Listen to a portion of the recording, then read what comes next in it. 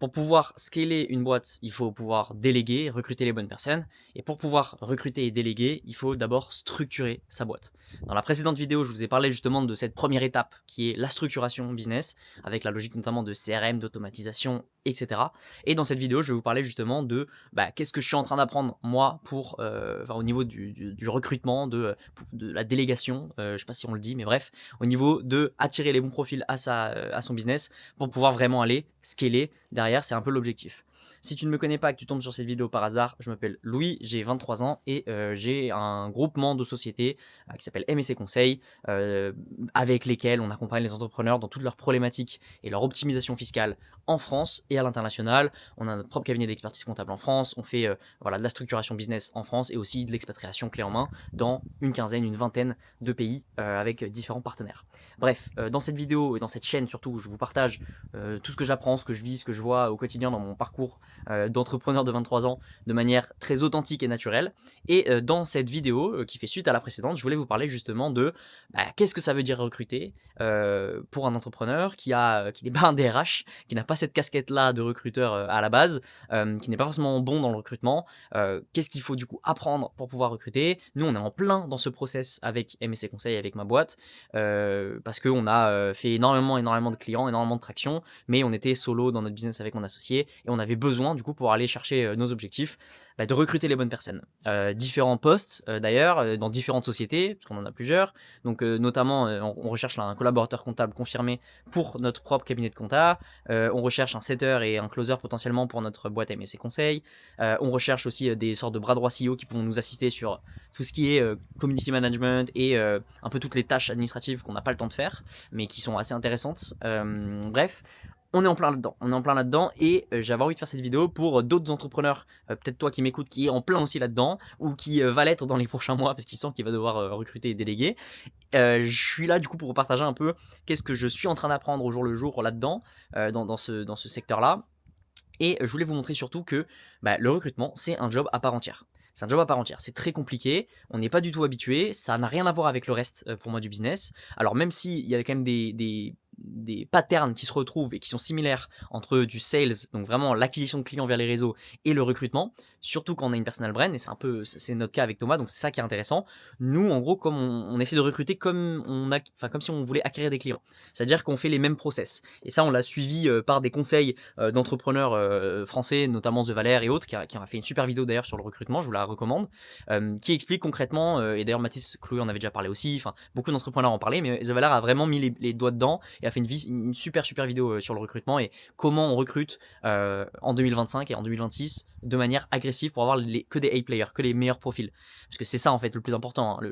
Ce qui est dur, c'est pas de recruter des personnes, ça à la limite ça se fait, mais recruter les bonnes personnes en ayant conscience de ce qu'un mauvais recrutement peut avoir comme conséquence néfaste sur son business, c'est ça qui est compliqué parce qu'il y a de la pression derrière. Et en plus, comme c'est la première fois, on ne sait jamais ce qui est un bon ou un mauvais recrutement. C'est compliqué en tout cas. Donc, nous, ce qu'on duplique, et c'est un peu les process qu'on applique, c'est le process d'acquisition client sur les réseaux. Nous, on le duplique pour le recrutement. Donc, ça, c'est ce que Valère justement disait dans sa vidéo. Ça passe par une landing page bien optimisée avec un bon héros, une belle hero section qui explique vraiment ce qu'on recherche, le profil, etc. Une vidéo, une sorte de VSL, ce qu'ils appellent aussi parfois une Hiring Sales Letter, donc une HSL, qui est une vidéo en fait de 3 à 5 minutes dans laquelle on partage, on explique le poste qu'on cherche, qui on est, quelle est la boîte, quelle est la vision et quel type de profil on recherche.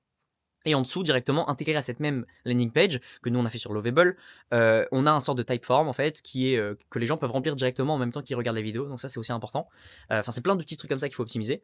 Et donc dans ce typeform, il a été fait de manière assez minutieuse pour avoir des killer questions, pour pouvoir du coup bien sélectionner les bons profils et enlever directement les 95% des profils moyens qui pourraient être intéressés, mais sélectionner que les 5%, les 1% meilleurs. Et donc il y a des killer questions qui, si on répond la mauvaise réponse, ça renvoie directement vers une autre page et en gros ils peuvent pas remplir la fin du questionnaire et nous ça ne rentre pas dans notre base de leads, enfin de candidats potentiels. Donc bref, ça c'est le process et d'ailleurs on pourra faire des ads d'ailleurs et c'est ce qu'on est en train de voir et je vous en parlerai après. Mais ça c'est le process que The Valère parlait, enfin que The Valère promouvait en tout cas, et c'est assez intéressant, mais Enfin, je pense que c'est le meilleur process à faire, mais nous, les difficultés auxquelles on fait face, c'est que les recrutements, enfin, on recrute pas des profils classiques de business online comme des setters ou des mecs spécialisés dans l'acquisition ou dans les méta ads ou autres. Nous, on recrute notamment un comptable confirmé qui a potentiellement 30, 32 ans, ou même, allez, 25, 30 ans, quoi. Donc c'est pas ce genre de profil qui sont forcément sur les réseaux, bien que moi j'ai cette intime conviction. Alors à l'heure où je tourne là, on l'a pas trouvé encore. Donc on a fait le process, on a lancé on a lancé justement les différents contenus organiques pour l'instant, vraiment en envoyant cette landing page avec le questionnaire et autres. Mais on n'a pas encore fait de ads, on est en train là, je dois les faire demain. Mais voilà, on est en plein process, on n'a pas encore trouvé les candidats. Et même si pour l'instant on les a pas trouvés, parce que on pourrait se dire que les candidats qu'on recherche ne sont pas des candidats types qui pourraient tomber sur ce genre de formulaire ou qui ont l'habitude, voilà, des recrutements remote pour des gens pour des postes classiques de business online. Mais je suis assez convaincu qu'en vrai, on va pouvoir quand même le trouver comme ça et que ça reste potentiellement la meilleure manière de le faire. Alors, on fait aussi, du coup, nous, vu qu'on recherche un comptable, on fait aussi des formulaires et des candidatures, enfin des sortes d'offres d'emploi directement sur Indeed, LinkedIn, etc. Mais bah, c'est ce à quoi on s'attendait, c'est que les profils qui candidatent sont pas des bons profils. En tout cas, il y a 99% de profils à jeter, et ça, du coup, c'est compliqué parce que ça vient noyer un peu, ça vient brouiller le message et brouiller les candidats, parce qu'il y a beaucoup de gens, il n'y a pas de barrière à l'entrée pour pouvoir postuler. Enfin bref, c'est assez compliqué. Mais bref, du coup, ce que je voulais vous partager dans cette vidéo, c'est que le recrutement, c'est vraiment un job à part entière, c'est compliqué, et il ne suffit pas de juste poster une annonce et on aura des personnes, parce que ça, c'est possible si on veut juste recruter n'importe qui, et peut-être que pour certains postes, à la limite, c'est possible, mais moi, je suis partisan du fait que, bah, comme le disent les Américains, les A-players transforment les B-players en C-players. Donc en fait, on peut avoir les meilleurs. Si on recrute des personnes qui. Non, c'est pas ça. Les C-players transforment les A-players en B-players. Bref, donc en gros, si on recrute des mauvaises personnes dans la boîte, ça va transformer le mood complet de la société et donc ça va même aussi impacter les meilleurs éléments qui, eux, bah, vont se niveler vers le bas, en fait, vont avoir, enfin, in fine, être au même niveau que les autres, parce que ça va se moyenniser. Parce que si, en fait, on a un élément, et on le voyait, on l'a tous déjà vu dans des boîtes, si des mecs, ils arrivent en retard, ils font à moitié leur taf, mais ils sont payés la même chose que toi à la fin, en fait, toi qui as un bon élément, ça te démotive.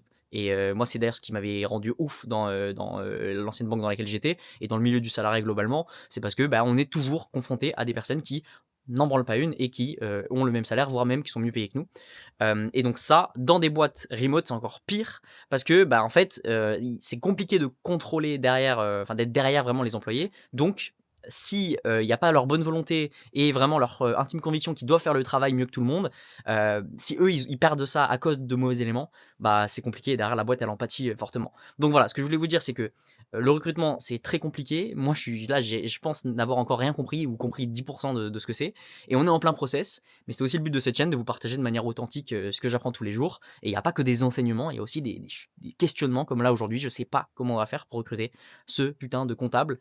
Donc on est en train de chercher, on va finir par trouver, et je vous tiendrai au courant sur cette chaîne dès lors qu'on aura réussi à percer le mystère. Voilà, si cette vidéo t'a intéressé ou en tout cas t'a peut-être aidé ou réconforté en te montrant que t'étais pas seul à galérer à recruter, bah, hésite pas à t'abonner. Je partage comme ça dans plein de vidéos authentiques un peu ma vie et ce que j'apprends. Si t'es intéressé par l'expatriation, l'optimisation fiscale, ou que tu cherches même un cabinet d'expertise comptable pour ta boîte en France, parce que peut-être que ton cabinet en ligne est moins bon, ou peut-être que ton expert comptable est vieux et poussiéreux et qui comprend rien à ton business model, bah, nous on a créé notre propre cabinet d'expertise comptable pour ça justement. Donc voilà, bref, si tu es un entrepreneur en France et que tu veux optimiser ta fiscalité, on peut très certainement t'accompagner, que ce soit en France et à l'étranger. Donc n'hésite pas à t'abonner, à aller voir mes différents réseaux, notamment ma chaîne YouTube principale et mon compte Insta. Et si tu veux prendre un call avec moi, c'est gratuit, le lien il est dans la description. À 20 minutes, c'est offert. C'est encore moi qui prends les calls, donc il n'y a pas de souci à ce niveau-là, on peut parler de ton projet et de ta problématique. Bref, moi je te dis à la prochaine sur cette chaîne ou sur une autre. Ciao.